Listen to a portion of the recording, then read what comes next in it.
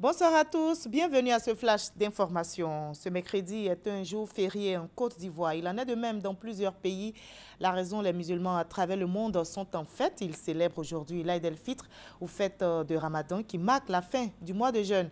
Ici en Côte d'Ivoire, la célébration officielle de l'Aïd el-Fitr a eu lieu à la grande mosquée de la Riviera Golfe en Cocody, en présence du chef de l'État, Alassane Ouattara. Retour sur ce moment de prière avec Jérôme Kofi Aboulé. À la grande mosquée de la Riviera Golfe, comme dans toutes les mosquées de la Côte d'Ivoire, la prière ce mercredi marquant la fin du Ramadan s'est déroulée dans la ferveur. Environ 1 heure de recueillement spirituel en présence du président de la République, Alassane Ouattara, qui, comme tous les ans, n'a pas manqué à ce rendez-vous. Le chef de l'État avec à ses côtés plusieurs personnalités, notamment des présidents d'institutions et membres du gouvernement. En prononçant son sermon, l'imam principal de la mosquée de la Riviera Golfe, Traoré Mamadou, a exhorté les Ivoiriens à s'aimer à travers la culture de la paix et la non-violence. Les Ivoiriens doivent opérer en eux un profond changement de mentalité en s'appropriant et en mettant en pratique en continu les valeurs spirituelles et morales enseignées par l'école du Ramadan. Valeurs d'ailleurs communes à toutes les religions révélées, voire aux religions traditionnelles. Car, comme le dit le Saint-Coran, en vérité, je ne modifie point l'état d'un peuple tant que les individus qui le composent ne modifient pas ce qui est en eux. Autrement dit, la Côte d'Ivoire a besoin d'Ivoiriens nouveaux qui épousent ces valeurs et bannissent totalement et définitivement de leur comportement le tribalisme, la violence, la haine du prochain, la corruption, le laxisme, la recherche des gains faciles, l'indiscipline, l'égoïsme et le népotisme. À l'instar de l'imam Traoré Mamadou, le président de la République, Alassane Ouattara, a saisi l'occasion pour en appeler également à la paix et à la cohésion. Ce mois de Ramadan est un mois béni, c'est un mois de prière, c'est un mois de partage, c'est un mois de solidarité.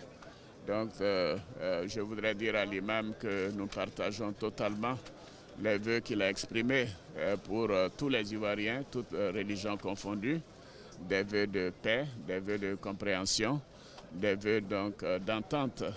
Vous savez, ce mois est un mois qui permet la réflexion, l'approfondissement en soi, mais également donc l'ouverture vers les autres. Et c'est l'occasion de condamner tous les actes barbares qui ont endeuillé les pays à travers le monde, non pas seulement dans ce mois de Ramadan, mais au cours de toute l'année écoulée.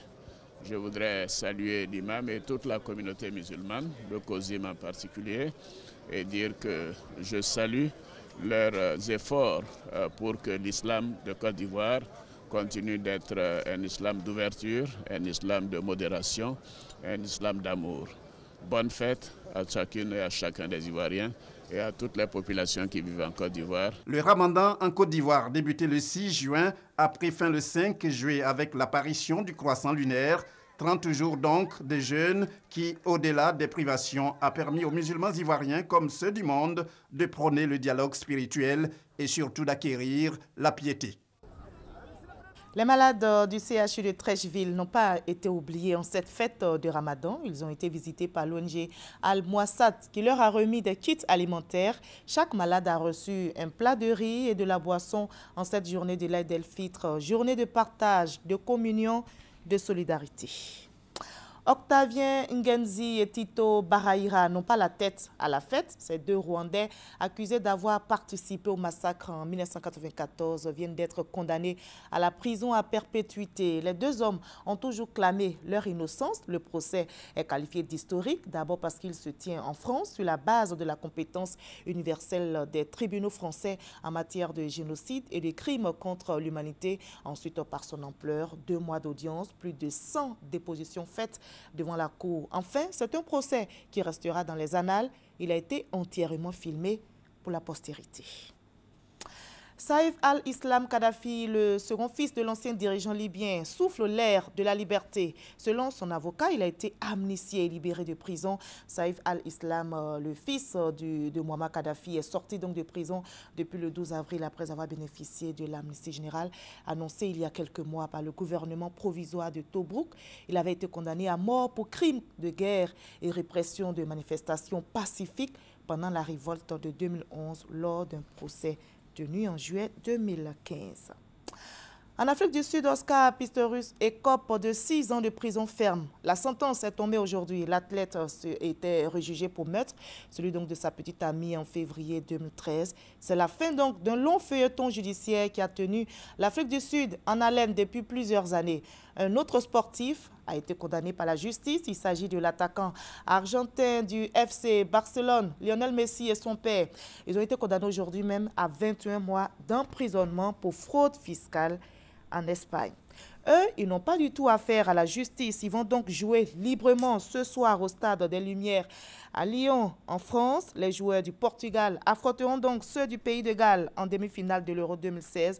La rencontre sera diffusée en intégralité et en direct sur RTI 2. Moi, je vous retrouve sur RTI 1 à 20 h pour le journal. À tout à l'heure.